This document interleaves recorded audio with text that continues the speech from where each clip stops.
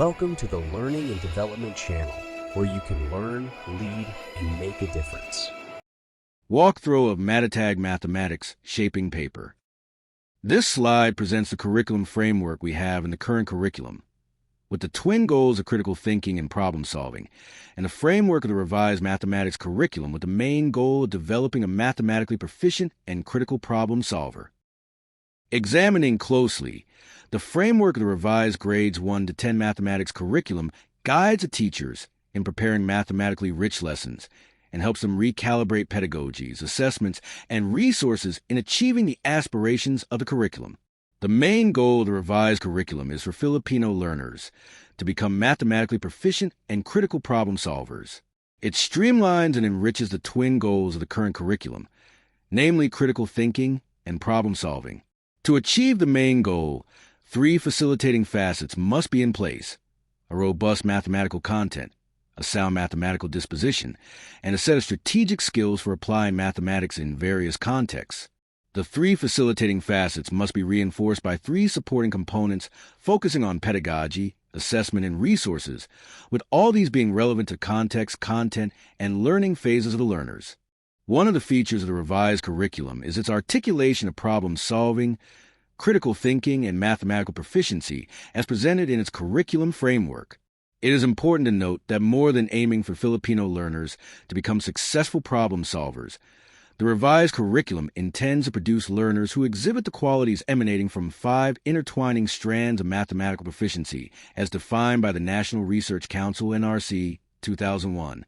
These strands are conceptual understanding, comprehension of mathematical concepts, operations, and relations; procedural fluency, skill in carrying out procedures flexibly, accurately, efficiently, and appropriately; strategic competence, ability to formulate, represent, and solve mathematical problems; adaptive reasoning, capacity for logical thought, reflection, explanation, and justification; productive disposition, habitual inclination to see mathematics as sensible, useful, and worthwhile, coupled with a belief in diligence and one's own efficacy. Critical thinking, process of forceful reflective judgment, applies cognitive skills of interpretation, analysis, interference, evaluation, explanation, and self-regulation in an effort to judge what to believe or what to do. Problem solving, finding a way out of a difficulty, a way around an obstacle, attaining an aim which was immediately attainable. Solving problem is not only a goal of learning mathematics, but also needs a fluid soul. So, ito na yung pinakailangan makuha ng ating mga bata para may skill na sila na kung saan gagamitin nila sa kanyang paglaki. O baka kung ano ang gusto niya, baka gusto niya maging engineer. Pag magaling na siya mag-solve ng mga problems, so gusto ko lang maging engineer paglaki ko. Okay, we have built mathematical proficiency, arithmetic problem solving, critical thinking, and interwriting, interweaving strands of mathematical proficiency. Tingnan natin yung conceptual understanding. We have accurately understand and apply concepts, operations, procedures, and relationships in solving routine and non-routine problems related to their day-to-day life. Next, we have procedural fluency and strategic competence. So, pupils or the learners will acquire high-level skills and fluency in the procedures and processes of mathematics through direct frequent practice and meaningful learning experiences.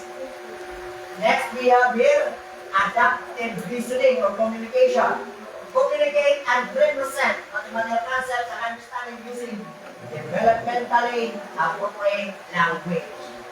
Una yung mga bata natin, gulong-gulo sa ating math kasi ang ginawa naging yung sa inyo ay naging Cebuano. Yung math natin, di ba? O, noong una, naging noong unang English ang grade 1 natin, di ba, sa math? Pero pinalitan ng Cebuano ng mother tongue. So ano ang nangyari? Bumagsak tayo sa literacy. O sapagkat ginawang mother tongue yung math mula sa grade 1. Pagka grade 4, ayun, nakanganga. Hindi na alam kung ano ang mga new word sa mathematics. Kasi hindi nila na-train mula sa grade 1. Pero babalik daw sa grade 1 ngayon yung ating mathematics in English form na. Para naman makuha yung adaptive listening and communication. Dahil sa pagiging mother tongue ng ating mga mathematics, science sa ating lower grade, yan. Medyo mababa na tayo sa one ng English. Next, we have problem solving and critical thinking. Acquire problem solving and critical thinking skills through real, situated or purely mathematical problems. We are making problems kung mangyayari ay sa local natin o mismo sa ating classroom. Gagawa tayo ng mga problems gamit ang ating classroom. Halimbawa, meron tayong sa ating classroom meron tayong 45 learners.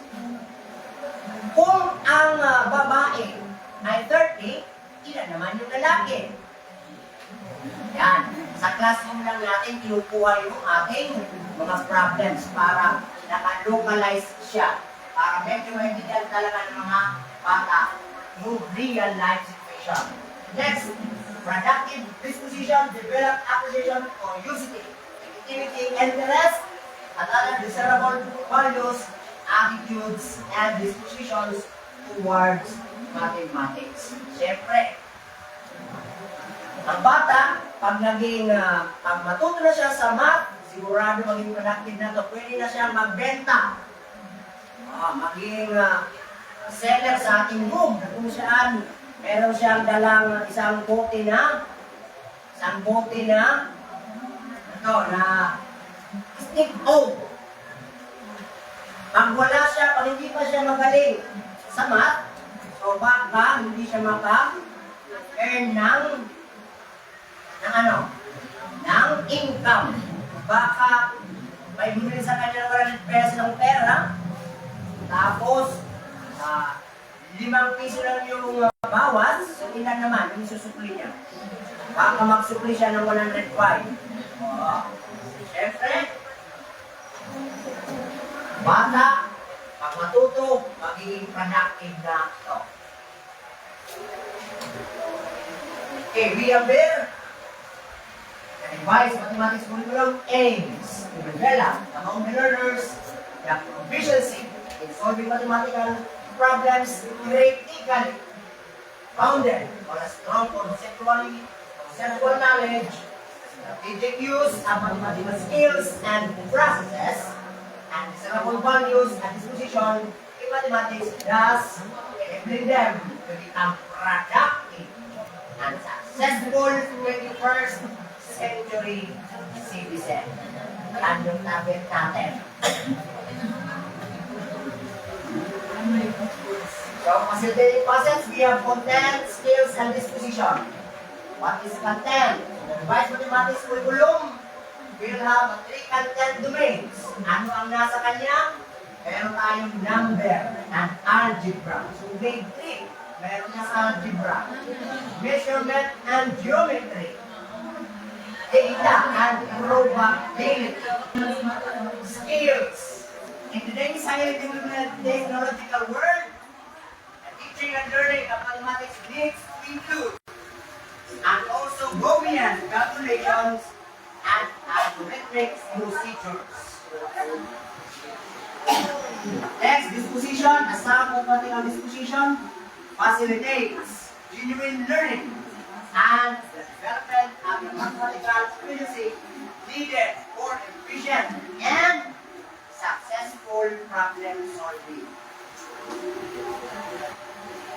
The supporting components Ito yung pinaka-importante. Pedagogy, assessment, and resources. Kinakailangan ng resources. Pedagogy, concerned with the methods used to deliver a curriculum. The quality of mathematics learning depends on the quality of the various learning experiences employed, engage, and instruct learners. So, kung meron kayong sinatawag na best practices sa inyo, sapagkat ito ngayon ang gustong puntahan ng ating head sa division, yung mga may matataas na highly proficient na school. Sila na yung i-detect ngayon. Hindi na yung nasa non-proficient, kundi ang nasa highly proficient ang pupunta nila ngayon. Assessment complements pedagogical approaches and is a vital aspect of curriculum implementation in mathematics. So marami tayong iba't ibang uri ng assessment. Ano nga ba yun? Formative assessment. Meron tayo. Formative assessment. Formative. Recorded ba? Ha? Hindi recorded? Formative. Recorded but not graded. Ay, bakit no? Hindi mo sinuot yung 5 mo. Baka may basis ka sa sunod na test. 5 ngayon, tingnan natin bukas sa performance task. Magkakaroon tayo na presentation. Sige nga kung 5 na baka kinapilang sa kanyang classmate yan. Kaya nagkaroon ng kanyang grade. Kaya, kinakailangan, recorded yan. Record natin 5 ngayon. Bukas, tatanong kita. Sige nga, ikaw, 5 times 5. 56.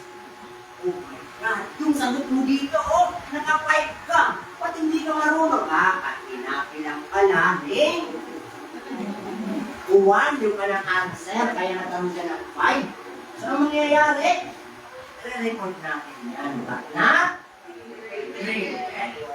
Ang may grade ay ang summative. Next, we have resources. The most essential. Pag wala ito, kahit makakaroon na lang tayo ng doon para meron tayong mga materials na ipambibili. Learning of mathematics need to be supported with a variety of teaching and learning resources. May dumating na ba na mga resources? Iba may dumating na ng mga taon-taon? Ha? Wala ba? Wala ba dumating? Baka hindi makinuha ng yung district.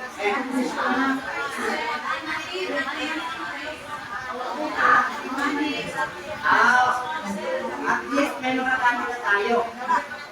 Kahit konti lang, at least meron na. Meron din resources. Kapag ang resources talaga, tayo, mga makanser, para lang may mapakita sa ating mga mag-aaral ng mga tawag na mga instructional materials. So, bumibili si ma'am kasi bagong loan. Wow, mucho. 100,000 from S-Best. Kay ma'am, 80,000 from China Bank. Kaya si ma'am, bumibili nga ng mga napakaraming items. Kasi, resources ang kinakailangan para magkaroon tayo ng problem solver. Grab the ideas of the revised math curriculum. Number 1. Ang una dyan, permanent na yung numbers. Next, measures. Shapes, space, and graphs. Patterns, relations, and functions. Data, chance. Representations and communications. Relationships. Operations and transformations, properties and applications, equivalence, reasoning, and proof.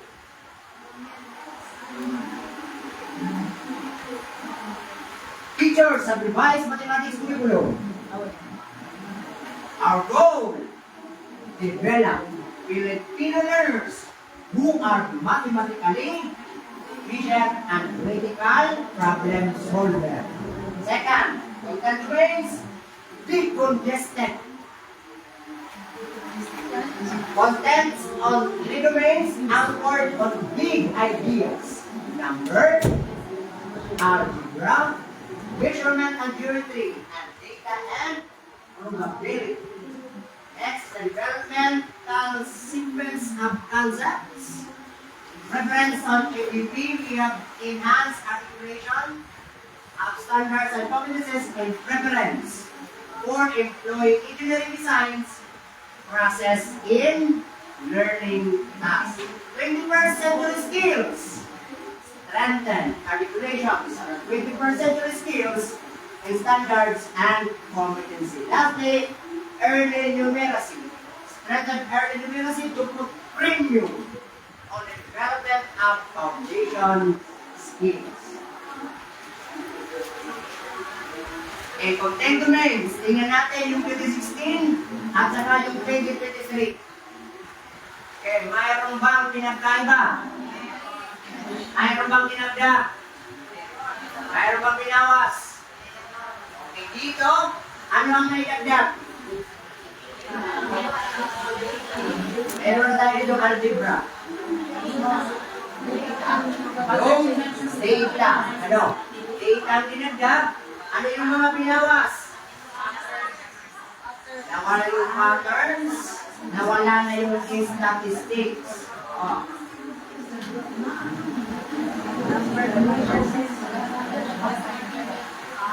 Under number ang algebra, andyan. Patterns involving numbers, shapes, and their attributes. Second, algebraic perspective of numbers. Third, notions of equations, functions, and analytic geometry. Kaya ba ito ng mga bata? Ha? Diba? Dadandaan lang natin. Ito yan pag dinandaan natin. Measurement and geometry, shapes, their properties, and their geometric measurements. Axiomatic, development, advanced concept, and proofs. Next, data and probability. Ano lang dyan? Everybody read. Simple.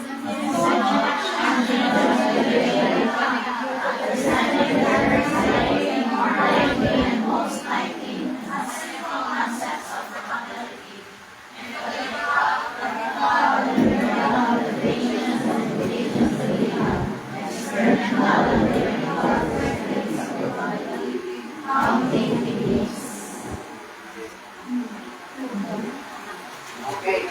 What can you say about the framework of the revised mathematics curriculum? Ano yung mga pagkakaiba? Ina?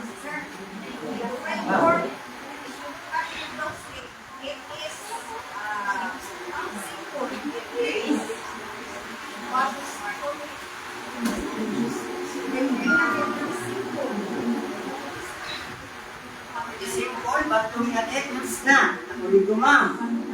May idea? What can you say about the framework and 2023? So, decongested na ba siya? Yes, sir. Pinalit na ba?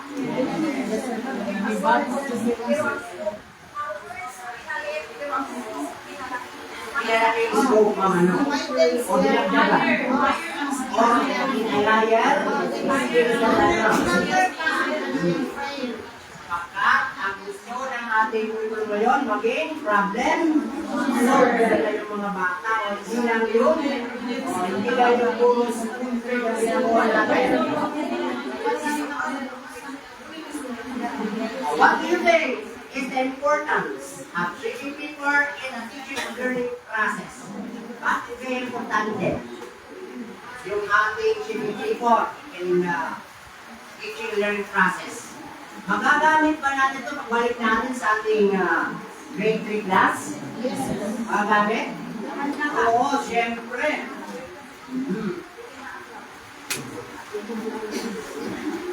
Now let's go to the walkthrough of monthly curriculum.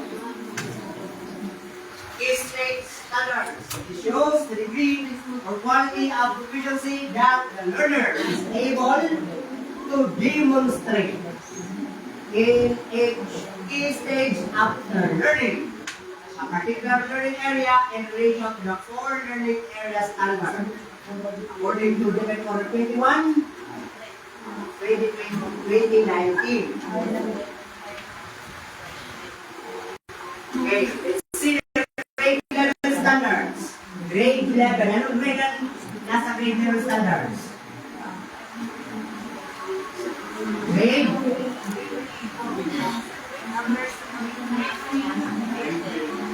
Grade 1 to?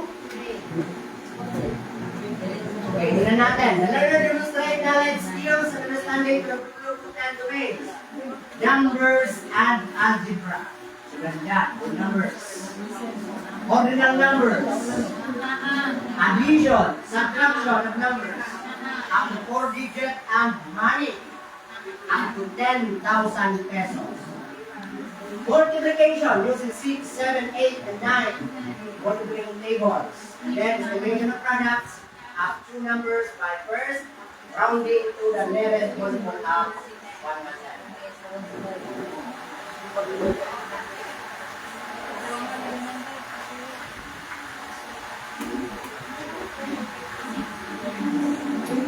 Okay, in numbers and algebra, determination of missing terms contained in repeating and increasing patterns and repeating and increasing patterns. Generation of repeating and increasing patterns and repeating and increasing patterns. Next, we have division using the 6, 7, 8, and 9 multiplication tables. Division of 2 to 4-digit numbers, estimation of quotients. But first, rounding the divisor and dividend to the nearest multiple of 10, addition or subtraction of similar fraction. Sa ating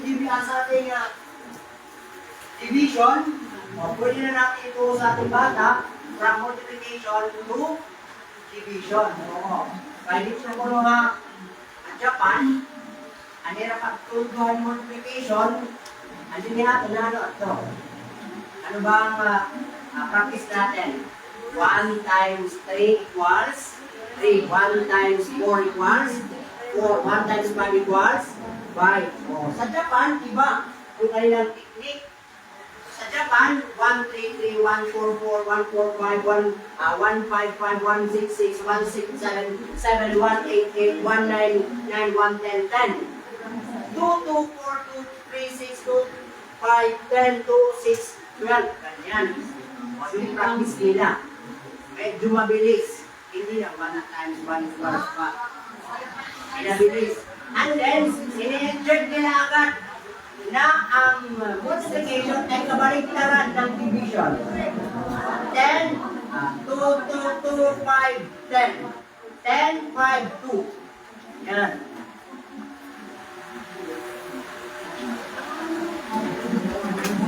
A learner demonstrate knowledge, skills, and understanding of curriculum content domains, measurement, and geometric areas of square and rectangle.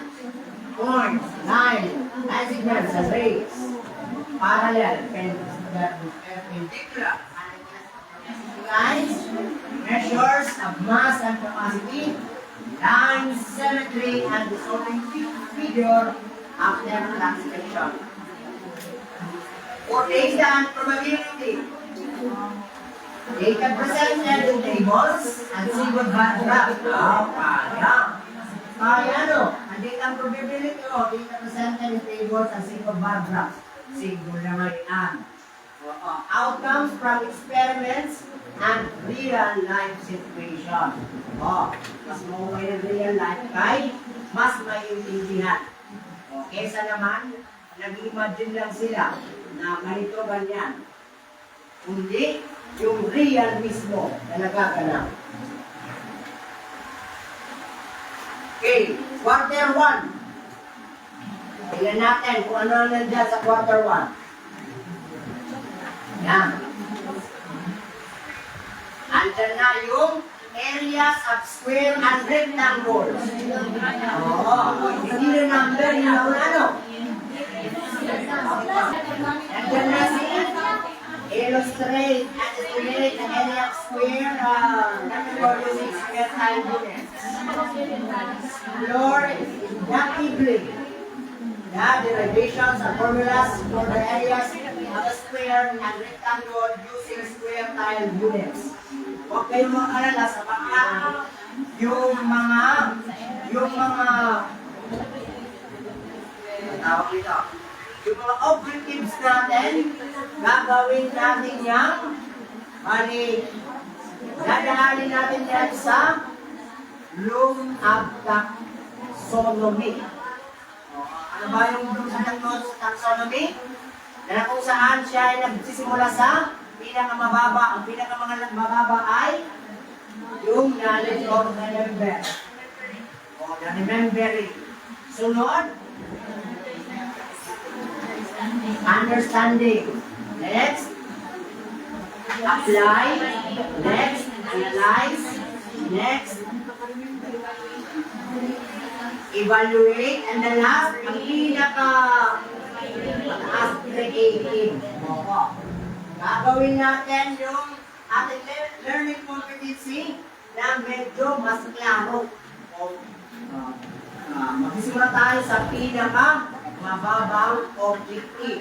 Pag nakuha na ng bata yung remembering, mag-proceed na tayo sa understanding. Pag makuha na ng bata yung understanding, dito na tayo sa application, sa apply. Pag makuha na sa apply, dito na tayo sa analyzing. Next, number 2, points, lines, line sequence, and rays. Third, parallel, perpendicular and intersecting lines, and then pasok na si whole numbers. Nahuli na si number. Next, ordinal number. Naroon sa number 1. Nandiyan na si estimate the area of square rectangle. Ano sa estimate ka lang? O, dito pa lang tayo sa estimating. O, ang estimating, nandiyan mo to. Illustrate and estimate. Ibig sabihin, para lang niya ang multiplication. O, kasi siya mag-fighter sa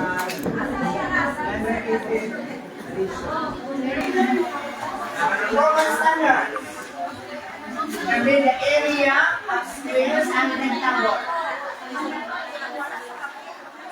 Next, recognize and draw points, lines, segments, base, and parallel lines.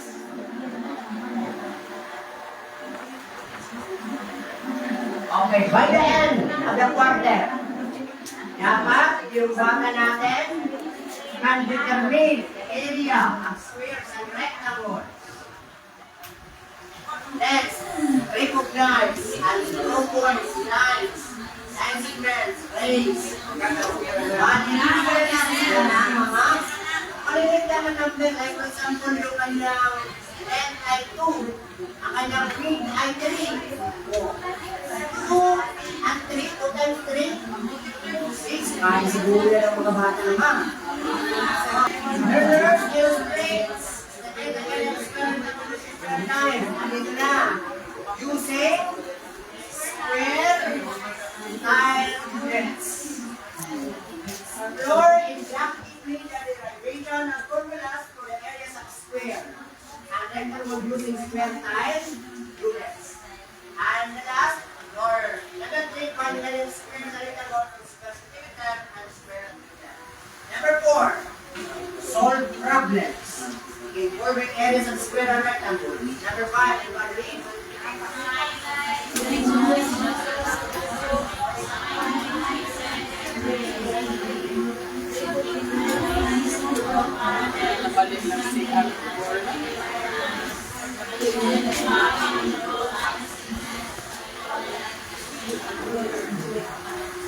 Next, ready?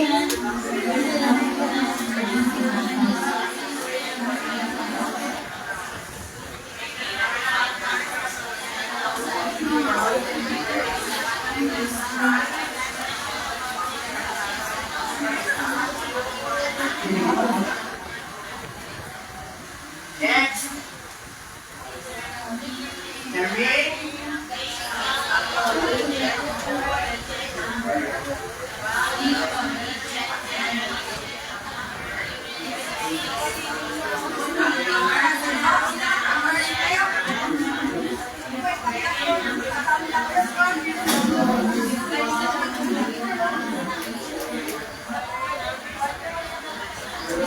Okay.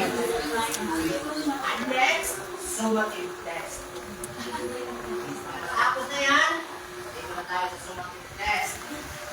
Okay, next, punta tayo sa quarter 2. Ano ba ang nasa quarter 2? Tingnan natin.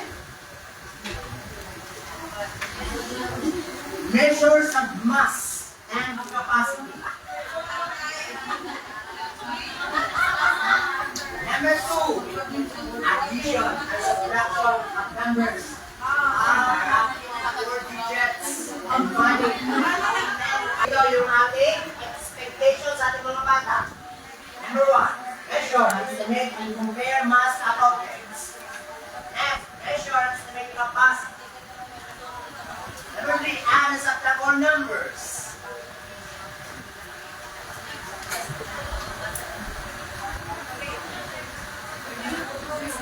Okay, let's done using estimate mass of object using grams, kilograms, or milligrams. Compare masses of objects including the use of balance scale. Number 4, measure capacity in letters and or milliliters using measuring tools. Estimate capacity using liters or milliliters. Number 6, compare capacities of two containers. Next. Everybody read number 7.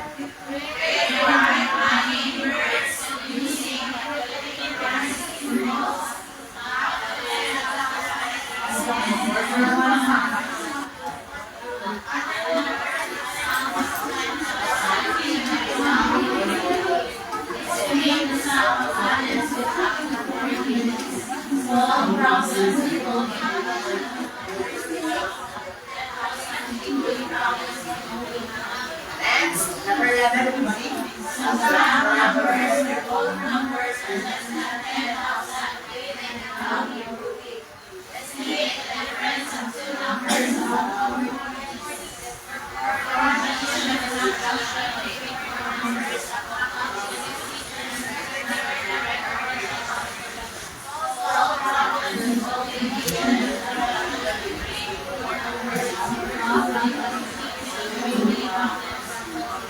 Okay, pagkatapos, test na naman.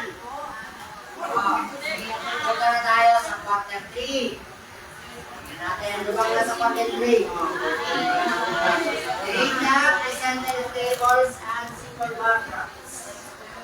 Outcomes from experiments and real-life situations. Number 3, multiplication of using 6, 7, 8. Ang ating nakita 6, 7, 8, grade 3. Palit na kanya ng 5. Next. Properties of multiplication for multiplication of numbers with or without regrouping. Number 6, estimation. Of products of two numbers by first rounding to the nearest multiple of 10. Determination of missing terms contained repeating and increasing patterns and repeating and increasing patterns. Number 8, determinations of repeating and increasing patterns and repeating and increasing patterns. Okay, learners are expected to, number 1, everybody read.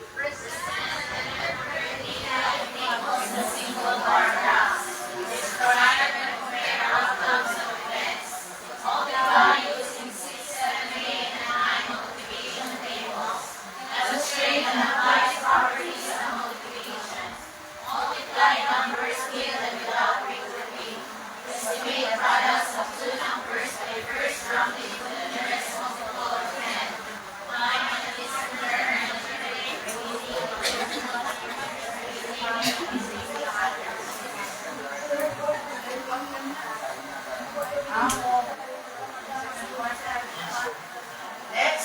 Continuation, collect data from experiments with small numbers of possible outcomes. Present data tables as single bar graphs, and interpret data tables as single bar graphs. Solve problems using data presented in a single bar graph. And the last, we have to describe and compare outcomes in real life situation using following terms: equally likely, less or less likely, or most likely, certain and impossible. Next, number 6, meron pa tayong multiply. The numbers is 6, 7, 8, and 9. Meron tayo na tayo properties of multiplications for 6, 7, 8, and 9. Letter A, under number 7, meron tayong 1 multiplied by any number is equal to the number. Letter B, 0 multiplied by any 0 is 0. Next, in the order of the number being multiplied does not make the product. Making a grouping of the numbers being multiplied does not make the product. And last, we have multiply the sum of two addends. The number is same as the sum of the product of number each addend. Continuation, meron pa tayo dito. Multiply numbers without the grouping. Under that, to 3-digit naman, and then 2 to 4-digit. Number 9 is to make the product of 2 3-digit numbers by 1 to 2-digit numbers by estimating the factors using multiples of 10. Number 10, solve 1 to 10 multiplication problems, including problems involving money. Number 11, determine the missing terms in a pattern with repeating and increasing components or repeating and decreasing components. And the last, we have to explain how to generate a given pattern with repeating and decreasing components or repeating and decreasing components, and then show up and test na naman. Then, nasa fourth quarter na tayo. Division using 6, 7, 8, and 9. Multiplication table. Division 2 to 4-digit numbers. Number 3, estimation of quotients by first rounding the divisor and then the nearest multiple half. And number 5, line 7, 3, number 6, is solving figure after a translation. Okay, ano na dyan? Pupils or learners are expected to use 6, 7, 8, and 9 multiplication tables to divide numbers. Number 2, everybody read?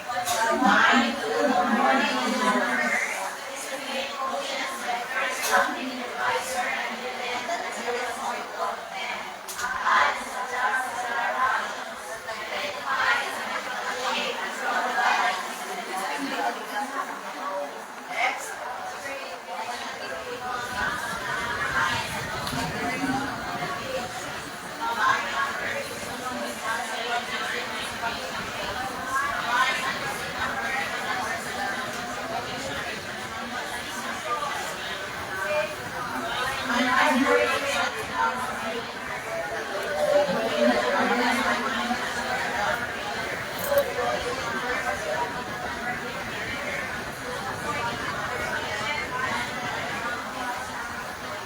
Next, number 5, everybody. Number 9.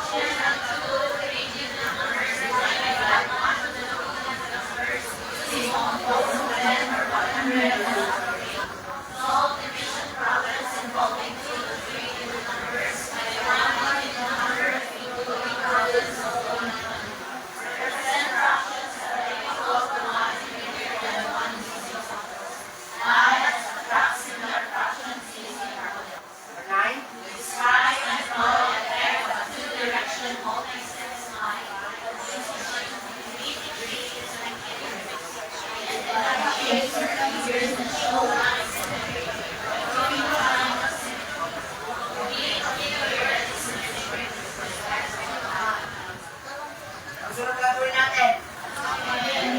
Last record na.